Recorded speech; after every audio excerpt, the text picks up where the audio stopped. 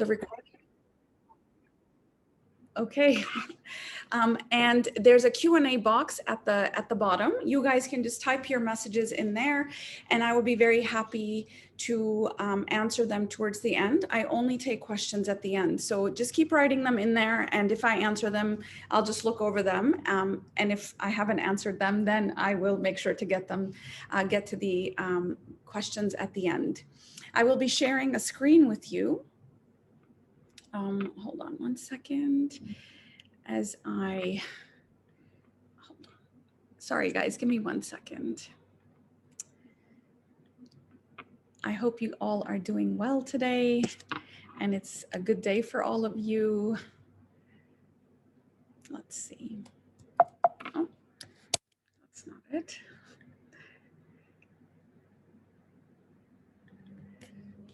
Okay, so this is what we are talking about today. We are talking about moving forwards through times of change. And there are so many things that have happened to us in the recent past. Change just seems like a constant at this point, right? And so I want us to have a framework, a model basically in our minds as we go through these times of change. And today's agenda, basically what you're going to walk away with are the differences between change and transition, because sometimes we use these words a little bit interchangeably. We say change when we're actually talking about transition. And once we have that word transition sort of woven into our lexicon, then we are more, I find ourselves a little bit more graceful as we move through change. We're not expecting ourselves to just get on with it because that moment is done and gone. How come I can't seem to move on? Well, I'm going to tell you that there's a whole lot going on, a restructuring basically that's happening inside of us in times of change. I'll take you guys through the 3 stages of transition, and then I'm going to give you 5 top things you need. Now, I'm going to talk about what you need as, especially if you're in a position of leadership. But when we talk about leadership, it could be team leadership, it could be management, but it could also be that you are leading a family, or you have children, or a friend. And in times of crises, oftentimes, you know, it's just every other person that can step up into that space of a hero or a space of a leader. And so what are you going to need in those five things that you're going to need in times of those transitions to be able to guide people through, but also to be able to guide the parts of you that are vulnerable, and you can lead parts of you that feel fragile during that time. So this is what we're going to talk about today. Okay. All right, so let's talk about all the different changes that we have gone through. Now, in the last 18 months, I know people say, well, there was a pandemic and you know, we started working from home, and I am no longer working from the office full time, and, you know, and now maybe we'll travel, but maybe we won't. But people don't realize that they've lost so much in the last year. There is so much change that we have endured in the last year that goes beyond working from home.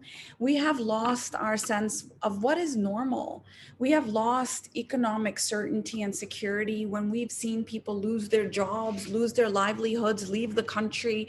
Our sense of safety, our sense of like what it feels like to just move around the world in a way that we feel safe. You know, where's our mask? Where's our gloves? Where's our sanitizer? These things are just they've become so normal for us. But inside of that, there is an undercurrent of a lack of safety that we feel. Of course, not having that personal agency. You know, I recently had to travel for work. And, you know, even just to go to another emirate, we have to think so many times. So that personal agency of just, I can pick up and go wherever I want to go, however I want to go. No, there's the lack of spontaneity, the lack of freedom, the lack of being able to see people's faces, our loss of colleagues that might have left for one reason or another, being able to see our friends in person in a way that we feel relaxed and we're not like, well, maybe we shouldn't have 5 people. We should just have 2. You know, these are all things that shaped who we were as people. They shaped the way we existed in the world as people. There's no boundaries between work and play and parenting and schooling and loss of future plans. So what are you going to do this summer? And everybody's like, I'm going to keep waiting until this announcement is made, or maybe this thing happens. So many people I know didn't renew their passports and now they can't travel because they just haven't traveled for so long. And this type of thing we have lost. We have also lost rituals like graduations and weddings and funerals, right? So many people, had their children, they were waiting till the day the child graduated from college or graduated from high school or graduated from kindergarten. And we are no longer part of that. We couldn't enjoy that in the same way that we had in the past. Funerals where we want to be with people in their time of loss, or we want people to be with us in our time of loss, and we weren't able to do that. So I just want to name that. And you're like, okay, lady, you named it enough, but I just want to say that this is a lot that we have gone through. And so when people are like, oh, maybe I'm just not good with change, we just went through something that has never happened in the history of man. Yes, there have been pandemics. Yes, there have been plagues. Yes, there have been things like this that have happened, but never before in the history of man have we been expected to continue on as we were, to continue working, to continue schooling, to continue existing in the way we were, but just doing it from home. We've never done that before. So that was a lot for us. And so, of course, we were losing parts of our identity, but we had to keep it together in so many ways. And that is a lot of pressure that we all endured in this last year. So I just want all of us to give ourselves a pat on the back, because it really has been an epic 18 months that we have gone through. Then there's also other things that happen around May or June. Every year, I've been here for 13 years in the UAE, okay? Every single year, right around May or June, I feel the winds of change start to blow, and they're a bit warm this year, but these warm winds of change start to blow because a lot of decisions are made on a cycle here in the UAE. And a lot of those cycles depend on children's school year. And so a lot of employers let go of their employees around May and June. A lot of employees decide to leave. A lot of your colleagues might start to leave, or your friends might decide to leave at this time of year, because this is when they make their decisions to end the school year and go for the summer and then start another school year somewhere else. Or this is just a good time for people to leave because they're going to go away for the summer. So they're going to pack up and leave. Colleagues leave, children graduate, relationships and divorces happen, remarriages happen right around this time. So it's not just we're dealing with a pandemic and everything that came with it, but we're also in May and June, which is when the winds of change are blowing the most in the UAE. From the 13 years, I'm going to do a little bit of a study, but I have noticed this. This is part of the culture here. It is part of the experience of living in the UAE. So having said that, now I'm giving you a frame. I want to tell you a little bit about what the difference is between change and transition. So change is something that happens externally, and transition is an internal process. Change happens like this. You get a phone call, you get a message, something happens, and 1 minute we are asked to do something that is completely different from our reality. And so change happens quickly, where transitions take some time. Transitions do involve you grieving the loss of the old and adjusting to the new way of doing things. Transitions are best approached intentionally. So instead of saying, okay, yeah, I'll deal with it. Oh yeah, my kids are graduating and it's just such a great day for me. When you start to think about, okay, there's a big change that is about to happen. My child might be leaving, or our workspace might be changing, or the way we work is going to change. you've got to make some room in your mind, and you've got to allow some space for that adjustment to happen. Transitions are best when challenges are acknowledged and the supports are in place. And when you name that, you know what, the change is hard for me, and these are the 5 things that are going to change, and this is how I'm going to have to adjust, then it actually is managed with a lot more, I would say, grace than if you are just trying to go about it and just taking it day by day. You have to be in the moment, but you do have to have some planning in place.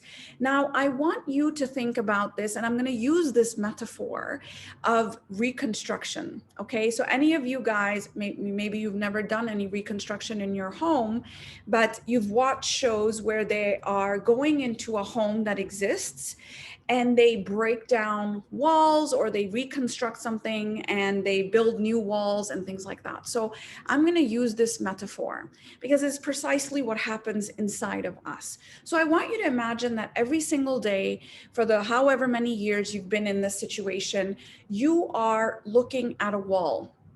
And you've lived with this wall and, you know, the way this room looks for as long as you can remember. And we've worked like this for as long as we can remember. And our fathers and their fathers and their mothers, that's how long this has been going on. So this is our reality. Then one day someone comes and they knock down that wall, and you have no idea what or why. And that's precisely what happens when you are told that there is a change. There is an ending, a losing, and a letting go, and the wall comes tumbling down, okay? And there's all this rubble that exists. Then there is a space where we clean up that rubble, and there's no wall. There's no wall, and there's no rubble. And that's the neutral zone. Although I would beg to differ, because this is the William Bridges model, that there is no such thing as neutral zone, because it doesn't feel neutral. It feels actually ambiguous. It can be full of anxiety. It can be full of confusion. So it doesn't feel neutral, although it is in the middle.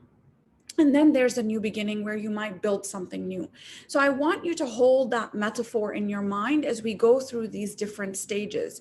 Imagine you literally feeling like the wall came tumbling down, or the floor got pulled from underneath you, and now you don't know what is going to come underneath you.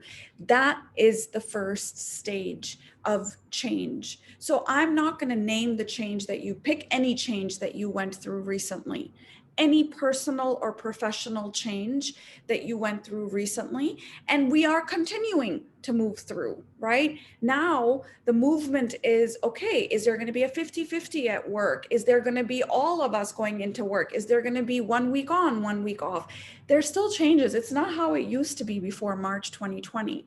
So we can expect that the next year will be full of changes for us, and new ways of doing and new ways of being, and possibly even longer than that. So the first stage is when you are forced to let go of something that you are comfortable with, and your reality has been altered. And in that, your identity has been changed. And that's the part that most people don't understand, is that whenever there is a change in your life, no matter how beautiful the change might be, you could have gotten a promotion, you could have had a baby, you could have just gotten married, you could have been moving to the house of your dreams. Whenever there is a change, there will be a loss of something. When I became a mother, I am no longer that carefree, person who can just pick up and go wherever I wanted to go. I am no longer that person that didn't have to care for another little being. I am now a mother, and I have, for the rest of that child's or my life, I'm going to be responsible for another being in some way or another. So something has been altered. And when we don't name those, what did I just lose? What did I just let go of? Even when things are good, that's when we feel most destabilized. So you are forced to let go of your single life when you get married. You are forced to let go of, working from home when you're being asked to go back to work. Like, there's a forcing of something that's happening, not forcing by authorities or higher powers, but just the way the world turns. And so this is when the wall comes tumbling down. And now our job and our task is going to be reorganizing our new identity. It's actually recalibrating to this new way of being and new way of doing things. And as you can imagine, there's going to be a whole lot of feelings that we are going to experience.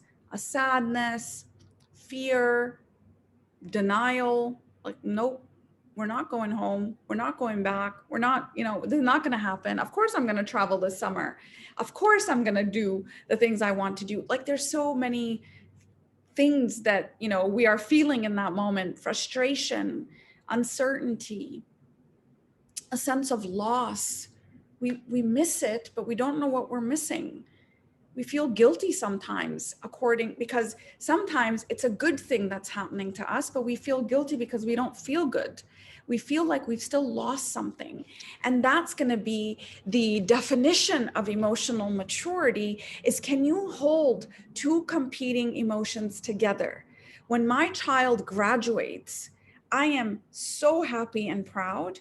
And I'm so sad because he's not a little kid anymore. He's not my baby anymore. He's going to grow up and he's going to go do his thing. So you have to hold both of these, that tension, and name both of those things. What we like to do is, oh no, just be happy, be celebrating, be grateful, be all of these things, but we don't actually name these feelings that are existing in us. These are hard feelings to name, but if we don't name them, yeah, they sort of kind of blind us at some point.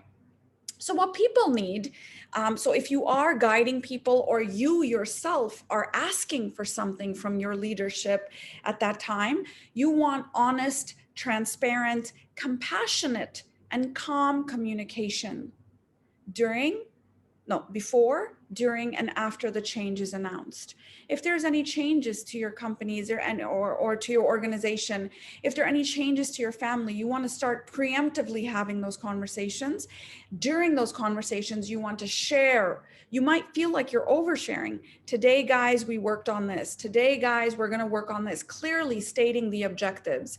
If relevant, you might even mention the viability of the organization and, having to mention that, hey, guys, we're going to be okay. These are our goals. This is our mission. We're still aligned with that. Emphasizing what the team might need at that time, that if there are new skills we have to adopt, like taking on Zoom and teleconsultations and new equipment that you might have placed in the rooms because you want to have these kinds of conferences online, all of that will be actually needing to be expressed through that time, because people feel like the wall just came tumbling down or the floor just got pulled from underneath. So you have to name the things that still exist, the things that you are doing at that time, explaining to them what they will need, how you will give it to them, what you need. Maybe you've been put in a new role right now and you feel like, well, I actually don't know how to, put together a presentation. I need training on that. So maybe going to your manager or your direct report where you're actually saying, these are skills that in this new role that I'm going to need more of. This is what you need to feel safer. And as a leader, this is what you need to give people. So maybe they don't watch this presentation, but you're going to have to go and ask them, what do you need in order to feel like you can do your job in the best of way? What do you need, my child, in order for you to feel safe during this time of change? And we have to be preemptive with that. They need safety. They need a lot of information. Also, create opportunity for them to share what they're feeling. Having these open sort of town halls. Hey guys, we're going to be doing this. This is going to be a new change to our corporation or organization. And what do you all feel about that? And just leaving it open, and don't problem solve in that, but just letting people talk and listening empathetically, opening up, being more curious. Tell me more about that. And that is a skill that most people don't have, by the way. Most people do not know how to listen. They move into problem solving and they move people out of that stage very quickly. And then it still reverberates inside of them. Well, let's just be grateful, right? Let's just be grateful we have a job, or let's just be grateful we have money, and let's just be grateful we have a roof. And we move out of this stage too quickly. And then allowing people to, at their own pace, that they will come to an adjustment and at their own pace. if you're a leader, this is a checklist that you want to follow. Don't make this about you. If you are saying, hey guys, we're going to have a town hall, and people say, well, this is really hard for us. And you say, well, ugh, I can imagine, man, this is so hard for me too. Don't make it about you. As a leader, as a parent, as a guide, you have to really listen to the people. Ask anything forums are a great way to do it. Ensure that the workload during times of transition, so the 3-4 weeks that follow that time of change, any change, make sure that you just give time for adjustment. So if now we're going in partially to work or full-time to work, give time, maybe 3-4 weeks for people to readjust, and then start on new projects and make sure that, you know, they're doing other things. Permit time for people to grieve, and accept that, you know, they'll have their resistance. They don't maybe have an understanding of their emotions the way you might, or other people might, and everybody has their own way of dealing with things. Say thank you to everyone who's contributed. I think being grateful towards the team actually is quite containing for them. Marking the ending of whatever it is. So, you know, marking if you're no longer meeting on Zoom and you're now meeting on WebEx, for example, or you're meeting on Teams, for example, all of a sudden we sometimes think that, oh, okay, whatever, it's just a new program. But this is where we spent the last year together. And so we're going to mark the ending of that. And I think it just shows that you are honoring everything and everyone that sort of helped you along the way in whichever change that you might be facing in the future. You might not have done some of these things for the past changes, but these are things that you are going to want to do for future changes, especially if those changes are happening now. And for me, I know that a lot of people are struggling with going back into work, even if it is partial work or 1 week on, 1 week off, or 10 days in a week, or 10 days in a month. They're struggling with that. They're so used to just kind of being in a rhythm of things that they are showing up to work late, or they're saying, hey, listen, I'm just going to dial in. Like, they're so used to doing it from wherever they were that this is actually a little bit hard for them. So anytime there's an ending to a way of doing things, mark it, honor it. The second phase that they're going to go through is the neutral zone. So now imagine that you've knocked down the wall and there is no wall, and they've cleaned up the rubble. Okay, because even if there's rubble, at least we feel like at least we see something that existed. But now there's no rubble. People usually enter this zone 3 to 4 weeks, maybe 4 to 5 weeks, depending on how they are, after the change has been announced. This is the neutral zone, and it is actually a really ambiguous zone. Imagine that you have left one side of the road and you are now in the middle of the road. You haven't made it to the other side of the road. It's a really uncomfortable feeling to be in the middle of the road, right? You're like, oh, is the car going to come? Am I going to get hit? Like it's that kind of anxiety. You've left, but you're not where you need to be either. You don't feel settled in where you are either. So you've left one side of the bridge and you haven't made it to the other side just yet. And in some ways, a lot of people will still be very attached to the old way of doing things, whether it's a new system, whether it's a new manager, whether it's a new team, whether it's a new role. They're still gonna be like, remember when we did that? That was so good. Remember when we did that? Remember when we did that? Like, they're still sort of hanging on to the past. And in this sort of ambiguous zone, the old reality is still there. It's like a ghost. It's a bit transparent, but nothing feels solid. And at this time, people can feel grief, sadness, they can feel insecure. There can even be a little bit of resentment that shows up, like, I don't want to deal with any more changes. You know, I'm tired of having to change so many things in my life. They can feel impatient, low morale. They can feel productivity is low, anxious about how this will affect their lives, skeptical about, you know, the changes. I don't think I'm going to gel with this person, or I don't think I'm going to like this new role, or like this new computer, or like this new system, or whatever it is. There's a little bit of resentment and sort of low morale during this stage. Even if they were super excited about doing the thing, So this is maybe the time when people have buyer's remorse, when they buy something, or when they get married, or when they get in a relationship, they might actually have remorse as a result of like, did I do the right thing? Have I done the right thing? This is a time where they haven't settled into that new way of doing and being. And during this stage, it can be very uncomfortable, especially if you're leading people through, because it feels like nothing is happening. Everybody seems to be doing what they're supposed to be doing.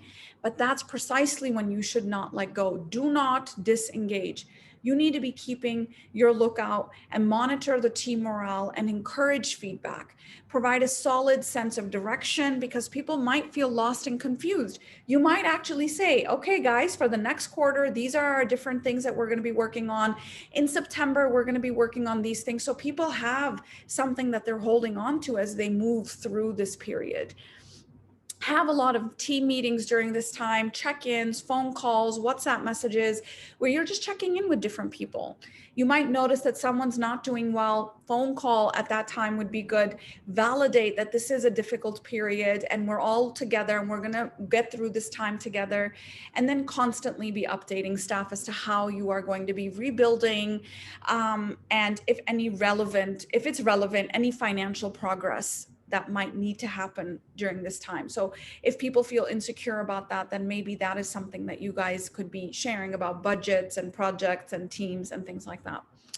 And possible, keep stressors low at that time.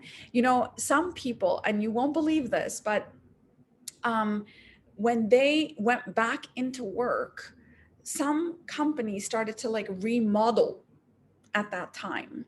And one of the things that they changed was like the coffee machine. They went from like Nespresso to something else. And a client actually brought that up, that I actually was like so sad to see even my coffee machine not there. So when I talk about just don't change much, like if you're going to change big things, and then don't change any small things at the same time, because the small things could actually trigger and unravel that person. So you really want to make sure that people have gone through the adjustment, and it usually takes anywhere from 6 to 8 weeks. So this is to 4 to 5 week zone, and people are still feeling quite, unstable and unsettled. So you want to validate that. You want to create short-term goals, quick wins, frequent checkpoints. Find a way to create a sense of belonging. I've seen beautiful things happen, whether it was a Fitbit challenge, whether it was a fitness challenge, whether it was a comedy show that they did online, whether it was, people baking cookies. I don't know what they, basically a cook-off that they did with judges. And I've seen beautiful things where people have actually done things as a work community and come together as a community, because in the end, we are tribal people and we're really missing each other. We're missing being with each other and feeling each other's energy. And don't overcommit to things that you cannot deliver during this time. This is a lot of people. When we went in for COVID, so March 2020, everybody's like, oh, I'm going to go buy paint and I'm going to go buy books and I'm going to go buy this, because they think they're going to have all this time and they're not going to do anything with that time. They didn't build in time to actually settle to this new way of doing things, settle to the learning that's going to happen of being online. And so you can actually overload the system if you do too much at this time. So leave room to do nothing. People are okay, be bored, but just allow space for the reconfiguration of your identity in this new way of doing and being. And so don't take on too much, professionally as well as personally, during this 4-week mark. And then comes new beginnings. Okay, all of a sudden there's going to be a little bit of like, okay, I think I'm okay now. There's an energy, there's an openness, there's a renewed commitment. You might still be anxious because it's not like this happened very long ago, but you're not, it's not like moving through you so quickly, where the anxiety is right on surface. It actually feels like you're settled. You've made it to the other side of the bridge. You've made it to the other side of the road. And now the wall, which used to be a wall, is now a wall with a window. and you're thinking about what curtains you're going to use, and you're thinking about, should we put a chair by the window so we can read there? So there's a creativity that happens naturally at this time. If there has been a loss, a death, a grief, a breakup, a change, anything, you will sense a shift in your psyche. And I'm not saying all of a sudden everything is feeling good, but all of a sudden it's not so heavy. It feels a little bit lighter. That means you have a little bit more energy. But if you've done the earlier parts right, most people don't do the earlier parts right. So even 6 weeks, 8 weeks, they're actually struggling and struggling and struggling, is because they're not naming and grieving and honoring the things that have gone and that they have had to let go of. So in this stage, you just want to remember to accept that, people will still be ambivalent. If you're in a leadership position, you want to keep making space for, check-ins. So this is the 6 week mark, 7 week mark that we're looking at. We want to name some of the things that we've overcome, things that we've gone through, celebrate new things that are coming up, watch your own actions as a leader to make sure that you are modeling the attitudes and behaviors you're asking others to develop. If you're grumpy and if you're just always talking about, oh my God, this is just so hard, and then don't expect other people to feel hopeful and excited about things. And I say that in your professional world as well as your personal world. If you are a friend, and if you are a partner, if you're a parent, if you are a child who is caring for his or her elderly parents, if you want to see the change and see a new beginning or see some lightness of energy, you have to be the first person to model that for them. That means you have a bigger duty to actually get this part right, so you can be a container for people, but also a giver to people. And all of us are in one of these roles or another. And so all of us have an obligation to care for ourselves. Most people will say, well, I'm not a parent, or I'm not caring for an adult or an elderly parent, or I'm not married, or I'm not in a relationship, so maybe I don't need to. No, but you're still a friend, and you're still a colleague, and you're still a team member. So you have to really care for yourself before you can actually give anything to another person. Just remember that everybody moves through these stages very, very differently. Some people take 6 weeks to get to the first stage. They're just in denial for so long. And other people will move through it within 3 weeks. They're up and out and moving because they're just so used to change, because they've always lived with change. Other people will take longer, maybe 12 weeks to get to stage 3. So you have to be checking in and how you doing, how you feeling, how you doing, how you feeling, a lot with yourself as well as with the other people. So, and it's not a linear process. There are times where I still am like, I kind of miss being at home and having everything contained. And now this kind of middle ground where we're not home, but we're not out yet, it actually is a little bit disturbing for me. I'd like it clean, to be in or to be out. Like, which way are we going to do this? So this middle ground is very destabilizing for people. Like, we can go out, but we have to wear all these masks and we have to take care of things. And COVID is still very much a reality. And there are still people dying, and it's still really impacting people in a very, very massive way. So it feels like it's not there, but it's not finished, but it's still, and so people are quite confused. So you can expect that you'll be slipping back and forth at least for the next 6 to 12 months as we move through all the different changes that are coming up. And you need to just remember that we are in a pandemic transition period. The pandemic is not over. Lots of our lives are different and are going, back to a sense of normal, but the normal is not what the normal used to be. It's just getting a sense of normalcy. So use whatever word works for you. Normal never worked for me. So I'm just saying we're going to be doing things differently, because if I use the word going back to normal, I'm somewhere in my psyche, I'm expecting things to be the way they were. So I actually don't use that. language. I just say that we're going back out and we're just going to be doing things differently. My kids will be going to school with masks on, I imagine, and. So it's just a new way of doing things.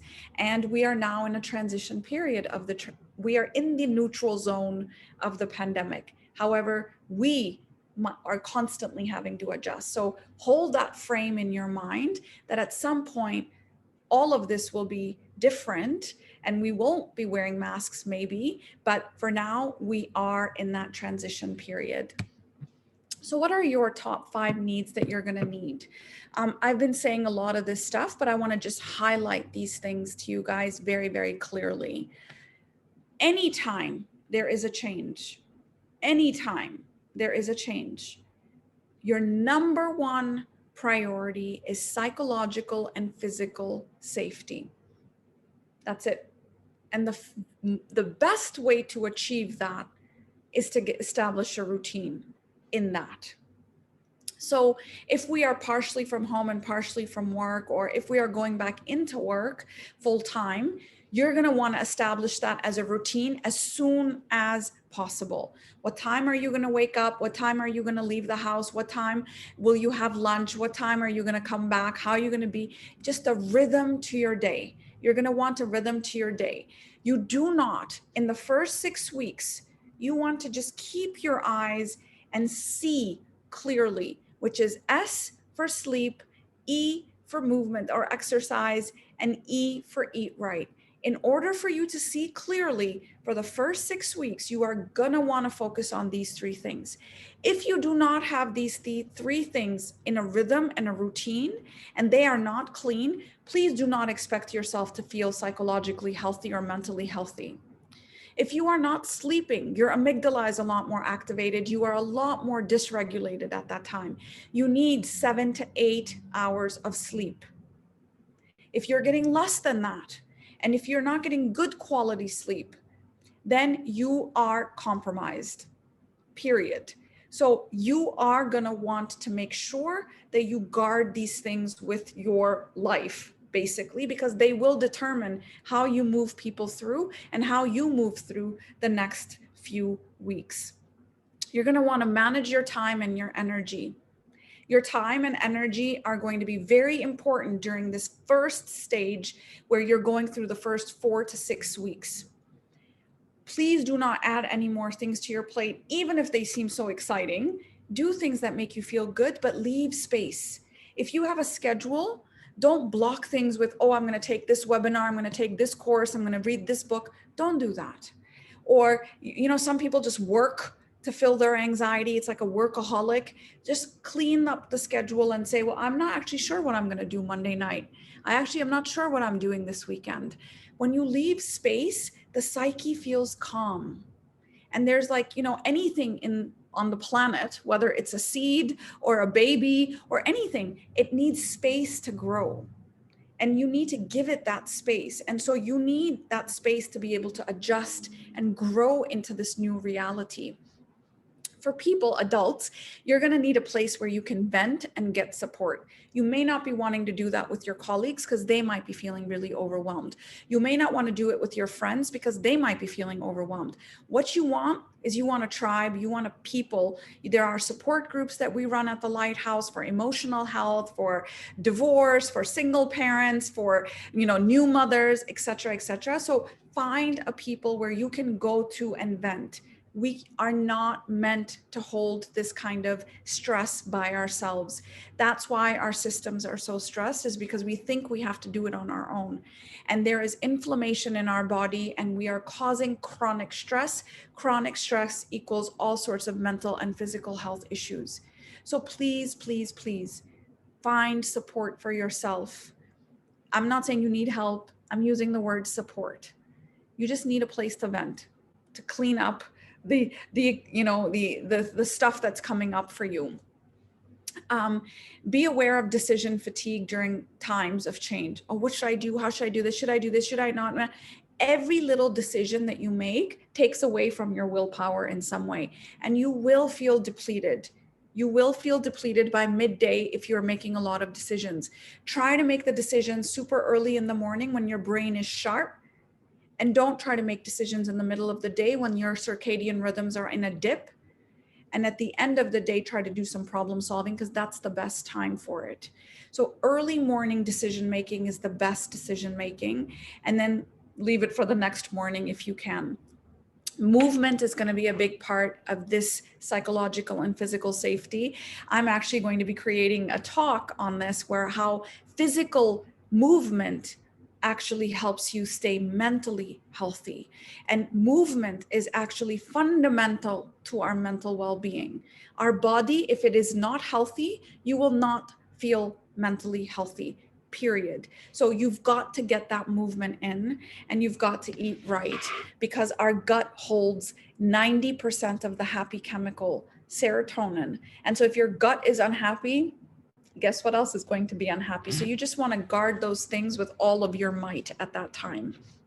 The second thing, I've mentioned this to you guys already, is that make sure that you just build in 6 weeks. Sometimes when the crisis is as big as COVID was, you want to build in 8 to 10 weeks, because, okay, I'm going to have to work from home, school from home, do everything from home. Like, it's going to take me a little bit longer, but give yourself 40 days. It is a beautiful thing that happens in the human psyche. There's a wall that comes tumbling down, and then the psyche adjusts itself. We are an absolutely resilient people. Human beings, we are resilient. We would never have made it this far on the planet, on a rotating planet in the middle of the universe, through all the eons of years that we have been on this planet, if we were not resilient. We have experienced losses, we have experienced changes, and then we still live, and then we still go on. And so you will feel adjusted, you will feel settled if you don't fight against it. But you've got to be gentle with yourself. And anytime there is a change, you've got to feel like it's an open wound. Yeah, okay, I had my surgery done, but I'm not going to go running and doing a HIIT exercise when I am, so you give it 6 weeks. The same thing goes for a psychological wounding. You treat it as if, you know what, I'm just going to be gentle with myself. I'm not going to expect myself to do everything because I'm going through this change. Treat it like an open wound. Know that this thing will happen in waves and cycles. When we went in, I remember every Wednesday, I would have a meltdown, like a proper full-on meltdown. I'd be crying, I don't know if I can do this. And then I'd pull myself together. So it almost became a cycle where I would go full on. And then Wednesday, I would just cry it out. And then Thursday, I'd be back online and be done.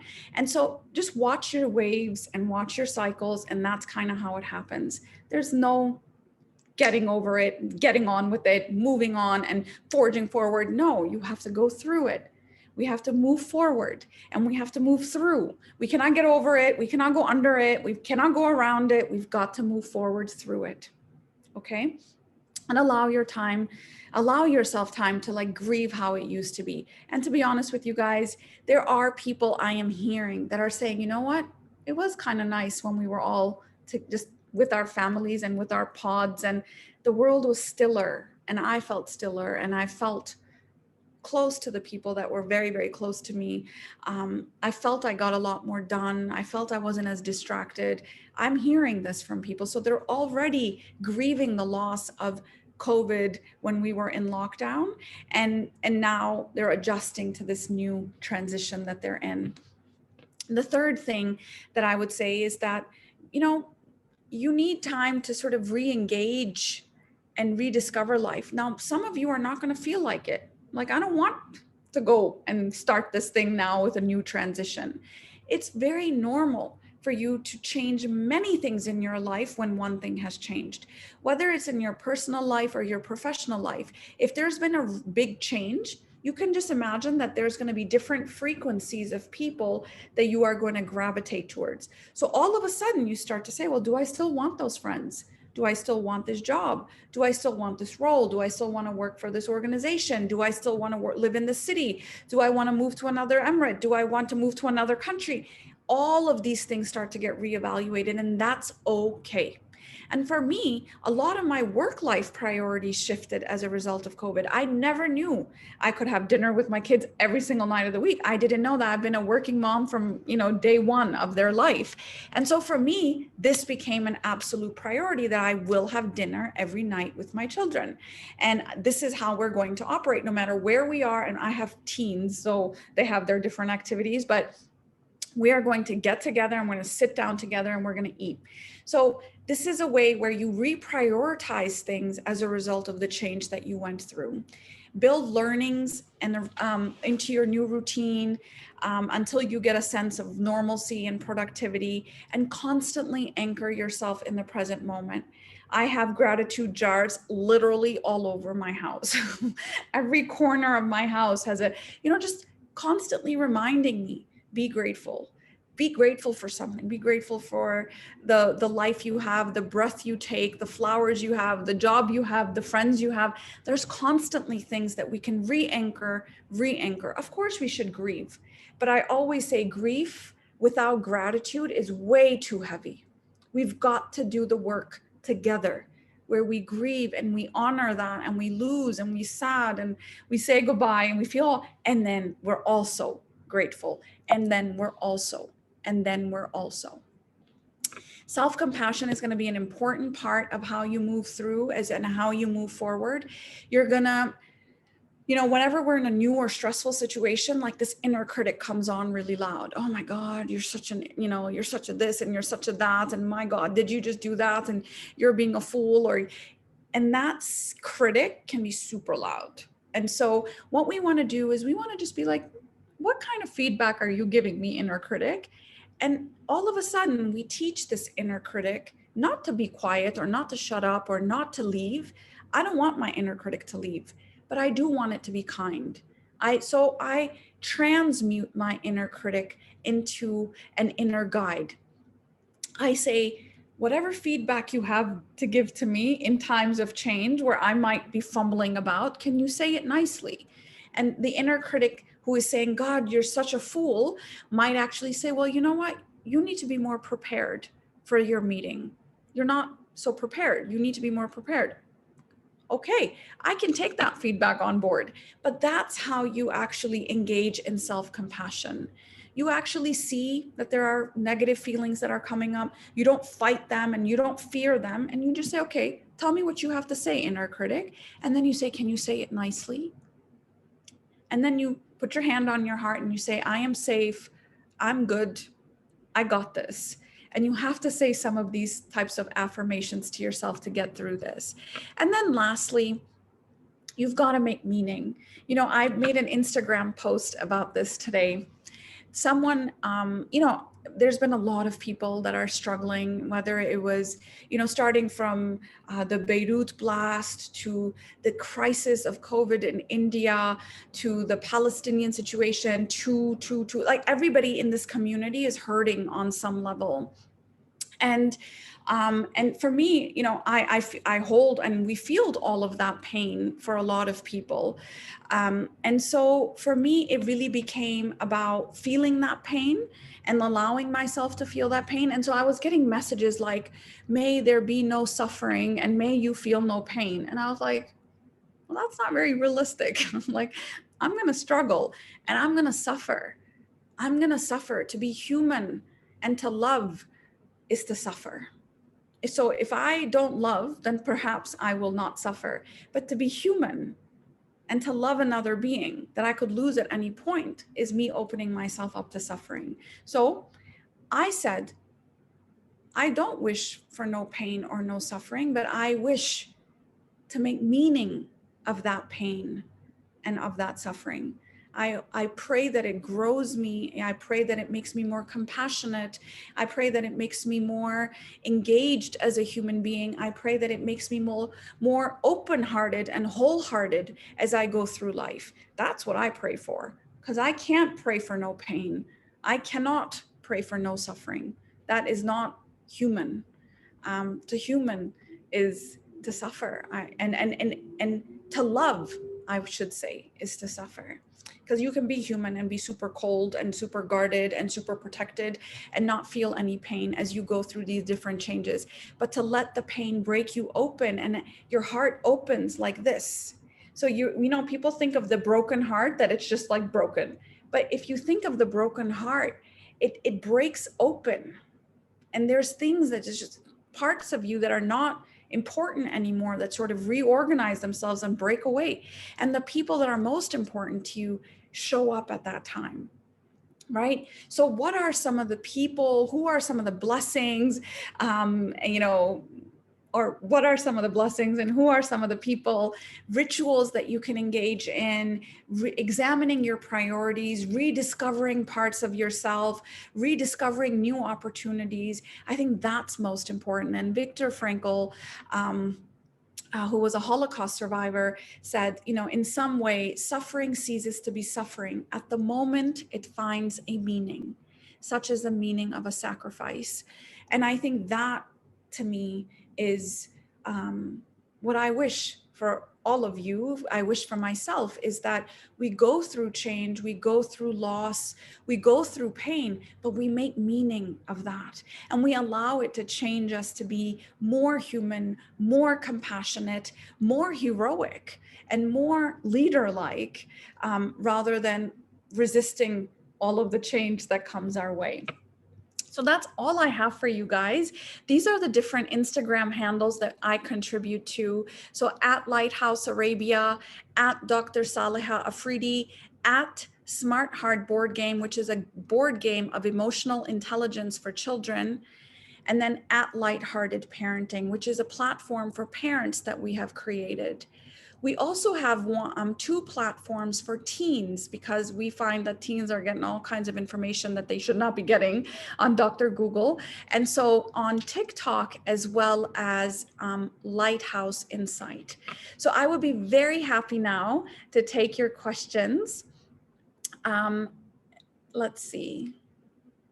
How does a gratitude jar work? So if you have Instagram, please follow me today, because I'm going to be posting a story about my gratitude jar. But they're basically clear jars. So they have to be glass. Now, I don't have one here for some reason. I don't know where it went, but it's here. But it's a clear jar, and you write things on it, and things that you're grateful for, and you keep it in your eye visibility. I actually don't know where my gratitude jar is. There's usually one sitting right on my table. Maybe they took it to clean it, because it is glass and it is see-through. So you have to like clean it out. And then you write down things you're grateful for, and you keep dropping it in there. And I recommend it to organizations as well. I have it at the Lighthouse. So that's how gratitude jars work. And then when you are sort of feeling a little bit low and you feel a little bit, you know, like life is not so great, you just look at that gratitude jar and you see all the things that you are grateful for. And you can also open them up and read them. And I would say really, really, really be detailed about what you are grateful for.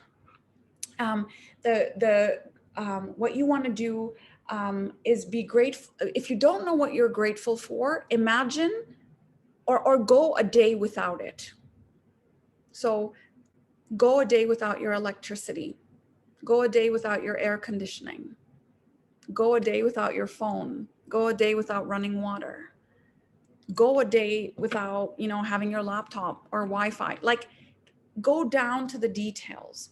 Or imagine that you'll never have this thing again. Like Five Guys burger, you know, like go really, really into details as to what, like I would not ever want to be without, you know, a burger, or I would never, ever not want to be without like French fries. Like, these are things that I feel very grateful for. You can fill that jar up in no time. So you have to be very specific, not just the obvious of my children and my family and my work and my country, but other things that you really feel that just give you that joy. Let's see, I'm going to go down. Yep. So yes, gratitude jars are amazing. Everybody loves the gratitude jar. Does meditation help with transitions? 100%. meditation helps with everything, like everything.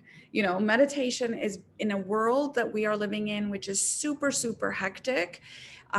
We are actually in need of meditation as if our life depended on it, like that. So meditate, definitely.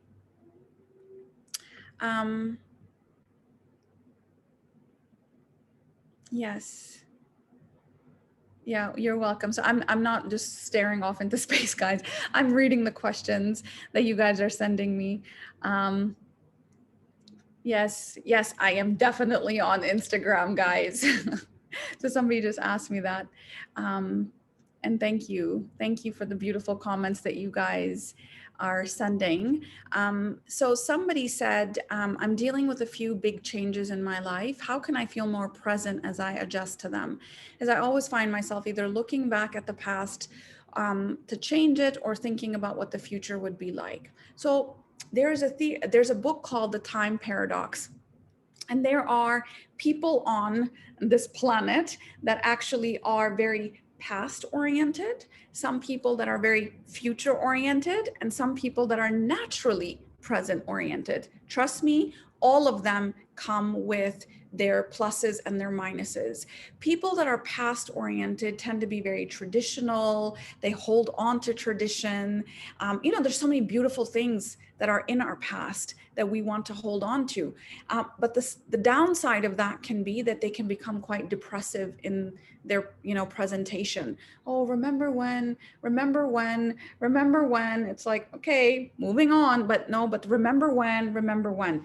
The future is people who have vision and they can plan and they can organize themselves for the future. So that's the future oriented person plus side. The minus side of that is what if, what if, what if? So people in the future can actually present a little bit more anxious. The present oriented people can be a little bit impulsive, a little bit pleasure driven. Oh, you know what? I'll deal with tomorrow when tomorrow comes, but then tomorrow does come and then you're not done with it. So they can tend to procrastinate and just like watch the Netflix and do the things that, you know, so they're a little bit more pleasure driven and moment driven rather than be anchored in the future or the past. Obviously, you want to have a balance of all of these things. So I just want to give you perspective that maybe you want to figure out what type of person you are. I'm a very present oriented person. So I really have to organize myself for the past and the future. It's like sometimes I feel like I might be losing the past. And so I have to, you know, journal about it and things like that. So what I would recommend to you is honor all those parts, plan for the future, honor the past, and bring yourself into the present moment, either through just looking around you. You actually have to orient yourself. So many of us are like living on Zoom, we're living on our phones. And so we actually feel a little bit detached from our physical body. Any type of embodied experience is going to be a good way to bring yourself into the present moment. Any time you're using your senses. Well, I have all of these beautiful sprays right here that I use just to bring myself into the present moment. A cup of tea, looking out the window into the present moment, a yoga, exercise, physical exercise, horse riding, anything that's going to bring you into that present moment. And then actually looking, I mean, I sometimes have to say, okay, my name is Dr. Saliha Afridi. I'm a clinical psychologist. And today is June 28th. It is a Wednesday. And I have these few things that I have to do today. I have 4 children. Sometimes I actually have to say these things because we can sort of lose ourselves in the future or the past. Actually, I'll just say that, lose ourselves in the past or the future. And that can actually feel really, yeah, you just feel ungrounded. Ground. Think, ground, think, ground. That's kind of how you want to move through it. So it's okay to look back at the past and it's okay to think about the future and now ground yourself in the present moment. Keep grounding. I have lots of content on grounding on my Instagram as well.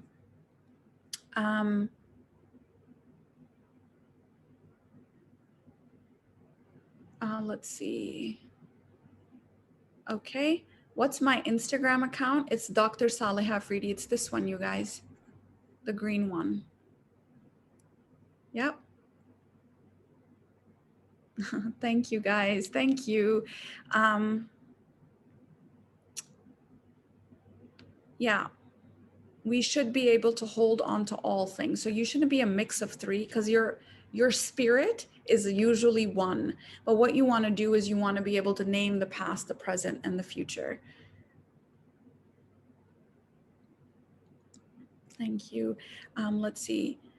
It's called the time paradox. I actually have a lot of book recommendations on my Instagram. In the highlights, it says books. I'm constantly recommending books. Well, actually, I shouldn't say that. I recommend books on there.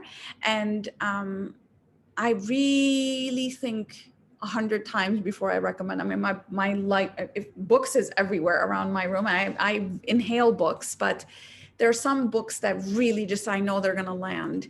And so that was one of them. It really, really helped me. You know, for me, I would always be really agitated with my husband, who's always like in the future. He's always planning. What are we going to do next summer? It's like 2022. I'm like, we didn't even make it to 2021. Why are we planning about that? And we would go into a restaurant and we would still be eating dinner and he's already ordered the check. And I'm like, but I still haven't tasted my food yet. So he's just a very future oriented person. And so knowing that this was his personality and his spirit, and he is a visionary, he is a beautiful visionary human being, but I'm like a kid in that sense, where I'm like very present and, oh, look, there's a bird, and I'm completely distracted by that. Present oriented persons are very distractible also, by the way. And so we really have to get a grip of our, you know, our plans. And so I've become by habit very, very oriented with my schedule, planning my schedule, my work-life balance. There's no way I can be a mother of 4 children and still be able to do all the things I want to do and still be able to take care of my health and still be able, unless I was living according to a plan. And so I'm constantly looking at my plan because I know that I can lose myself in the moment. And so knowing that about yourself actually makes it a little bit easier. And knowing that about other people, then you know where to meet them. So I have to meet him in the future and then come back. Okay, I got it. We're going to plan 2021. But right now, let's just focus on June 2022. But let's just focus on June 2021. So that's kind of how you, yeah. Breathing. Somebody asked a question about breathing. Absolutely. So there's an app that I recommend. Can somebody ask me about the app? And I will answer that anonymously, because this person actually put their name on. So if you send me an anonymous question about the app that I recommend for breath work, I will answer that for you. It's a beautiful app. It takes all the thinking out. And it's just, there's 4 ways you can calm, energize, sleep, and awaken. Yeah, awaken. So like every morning you wake up and it takes you through breathing exercises. So typing answer, it's called I also posted about this on my Instagram. By the way, I don't get paid for any of this stuff, okay? Like, they don't give me any money to say the things I'm trying to say. But I've really tried every app there is, just because I need to take the thinking out of things so I can use my thinking for other things. So a lot of other questions related to just mental health. So I'm gonna answer, yes, the session is recorded. You will get an, yep, I answered that, answered that. How do you know a therapist is a good match? Okay, that's a great question. So a lot of times people think that the therapist has to be from the same culture. It's very interesting, actually, because some people will call and say, listen, if you have a Muslim therapist, I don't want to see that therapist, okay? And other people will say, I only want to see a Muslim therapist, or I only want to see someone from the UK, or I only want to see someone with an Australian accent. Like, we get all kinds of requests.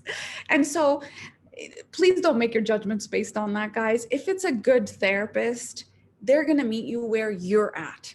And they're going to be curious about you. They're going to be curious about your culture. They're going to be trained in multicultural, diverse, therapeutic engagement or therapy. So don't worry about, well, are they going to understand me? Maybe you don't even understand you when it comes to your cultural background, but you have to explain that. And sometimes having to explain your cultural background makes you actually look at your cultural background, makes you look at your religion, makes you look at your values and in a different way. So I wouldn't just say, well, oh, I'm from Pakistan and I'm a Muslim, so I'm going to go to a Pakistani Muslim therapist. Their Pakistan and their Muslim is going to be very different from my Pakistan and my Muslim, right? And so it's just sometimes we get stuck in these labels and we lose what is between us. So when you're looking for a good match, first of all, make sure that they're qualified. There's a lot of people doing a lot of things out there that they shouldn't be doing. And now with online, it's like there's like very little jurisdiction happening here. So everyone is just trying to be a therapist, and they took a counseling, certificate, and now they call themselves a counselor. So make sure you ask these people, do you have a master's or a doctorate in psychology? And if they don't say yes, that is not a psychologist, okay? You have to have a master's or a doctorate in counseling or clinical psychology. If they've done forensic, they probably can't do therapy. I have done forensic training, but forensic training in the UK is very different. Sometimes it's just a PhD, which is a very academic PhD. So you want to say, do you have experience in counseling? Have you had supervised experience in counseling? Once you've gotten that, doesn't matter if they're Muslim or Christian or wherever they're from, you are wanting to first qualify them. The second thing I would say is just tell them about yourself and just see how they listen. The first session is obviously we're not going to be able to say a lot because we're downloading your story at that time, but were they able to give you a sense that you felt understood by them? Did you feel like they heard you? Did you feel that they, were judgmental maybe? And if they were judgmental and you said, you know what, you're kind of being judgmental right now, and they were like, no, I'm not, that's probably not going to be a good therapist.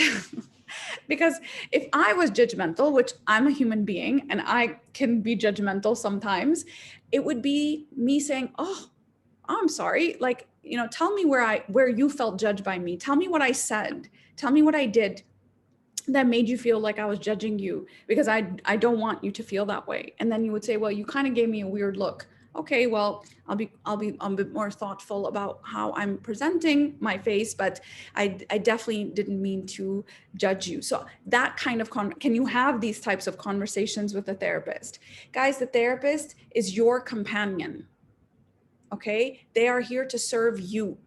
You have to feel good with that person, but it's not going to always feel good. But you have to feel attuned. You have to feel like there's a dance between the two of you. You're about to go on a whole inner journey with this person. Do you like that person?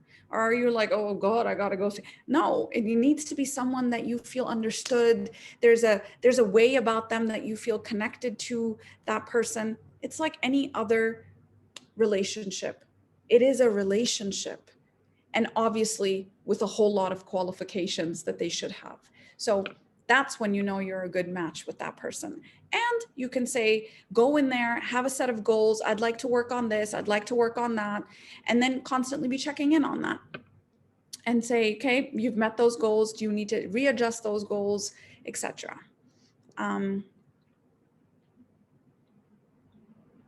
So someone said that, maybe the cultural background would be important because you need to talk to your boss, or you need to talk to your parents, or, you don't need the cultural background. You just need to educate that therapist to say that asserting myself is going to have to look a little bit different in a collectivistic culture than it would in an individualistic culture. So I need you to work with me here and tell me how I can do that in a way that feels like it's driven by my values and not yours. So hopefully that therapist will not tell you something that doesn't fit your values, but even if they do, even if they lose their way and they say, hey, you know what, you just need to tell your mom or your dad or your boss, then you just need to say, that doesn't work for me. Can we try another way? I need to try a way that works for my culture and my values.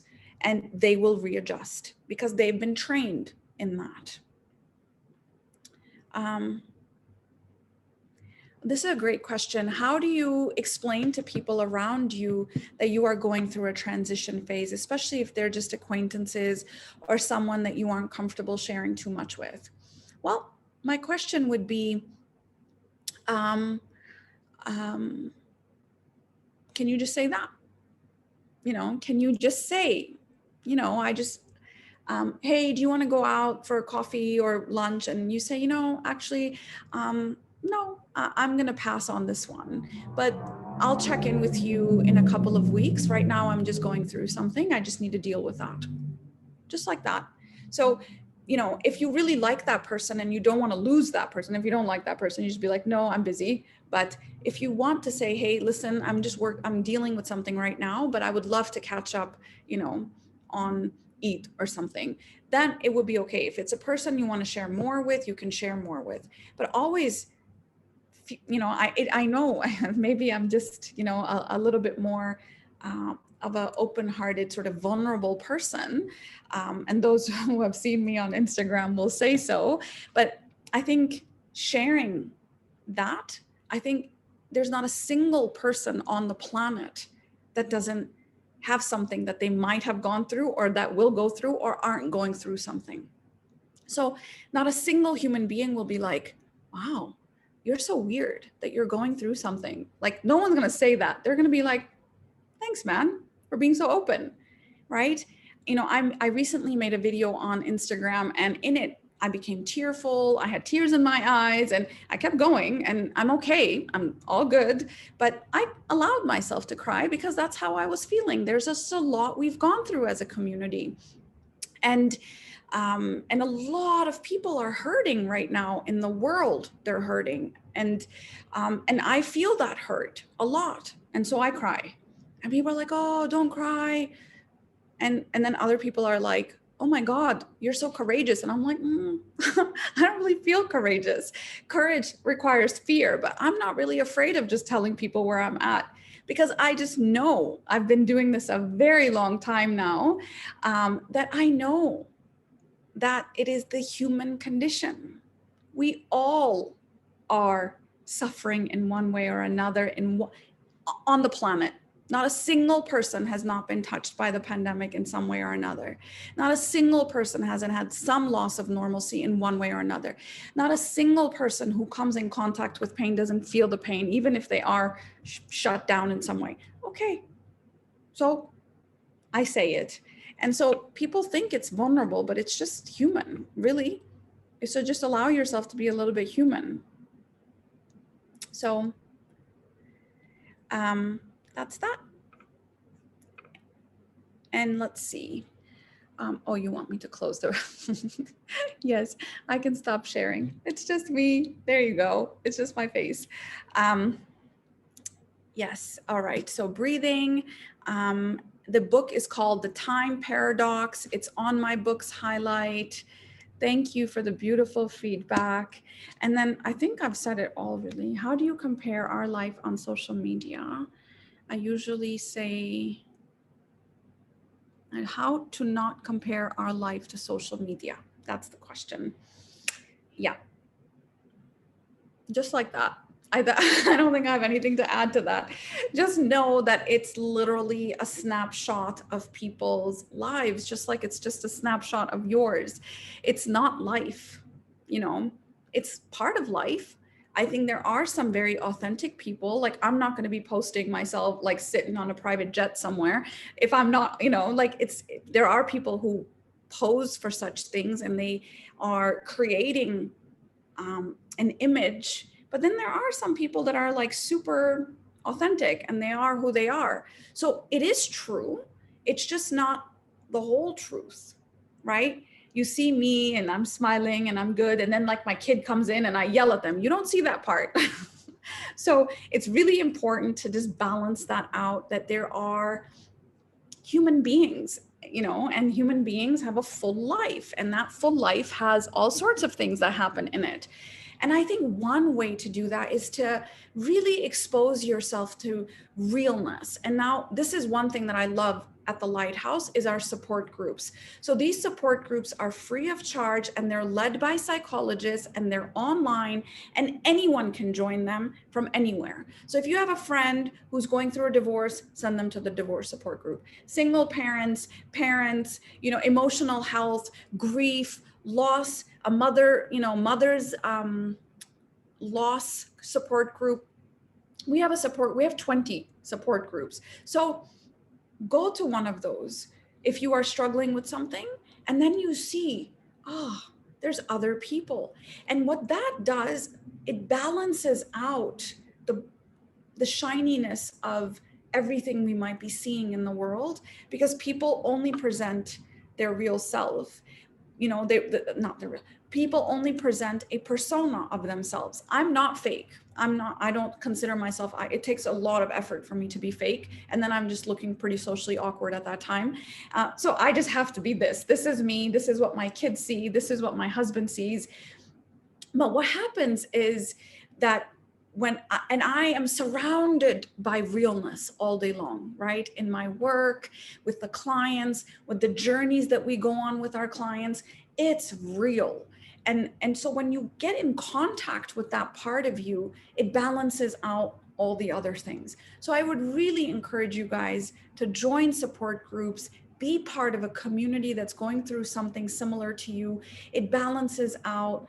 It also gives you a sense of, togetherness. It beats the sense of loneliness. It beats isolation. It's free. It's led by a psychologist. It makes you more compassionate to other people's pain. I would really encourage that. Somebody said, what do you do if you feel like your life is fake? Yeah, I don't want to give you a simple answer to that one. If you think your life is fake, then you probably need to figure out why before you try to go and build a life that is authentic, because you need to understand, why is it that you've built a life that's fake, right? What are you afraid of? What's going on inside of you that you might be afraid to show the world what you're going through? Who are the people you're trying to impress with this fake life? Why are you trying to impress them? So what most people do, guys, is that they quickly jump and they try to fix the problem, where I am a big believer of first being with the issue. Once I've identified that, you know what, I eat too much chocolate. I don't, but let's just say I did. I eat too much chocolate, or my life is fake. I would say first unpack that. When do I eat chocolate? Why do I eat chocolate? What makes me eat chocolate? Is chocolate comforting for me? Is it reminding me of my father that I miss so much? Like, I'm really going to unpack this thing. And then I might start managing my chocolate. Don't manage it until you've actually really sort of understood it. So first understand your life that you have built, and then take it from there. All right, let's see. There's one person like, my question, you guys, if I didn't answer your question, okay, can you send me it on Instagram? I promise to answer it there. Yeah, I think I understood. And the rain, somebody asked about the rain. It's by Tara Brock. So let me write this down. Tara Brock. You can actually Google it on YouTube, and she will take you through a meditation, a self-compassion rain meditation. And first you recognize that there is suffering, then you allow there to be suffering. Just allow it. Okay, my life is fake. Allow there to be fakeness. Just be with the fakeness. And see how fakeness feels inside of you and outside of you. It feels hollow. It feels like people don't see me. I feel lonely. I feel inauthentic. I don't feel courageous. Okay, allow, investigate. Where did this come from? When was the first time you started to feel fake? When was the last time you felt real? Who are you real with? This is what I would ask myself. So this is the I in rain. Investigate and then nurture and say, now you know. Now you know. And so next time you have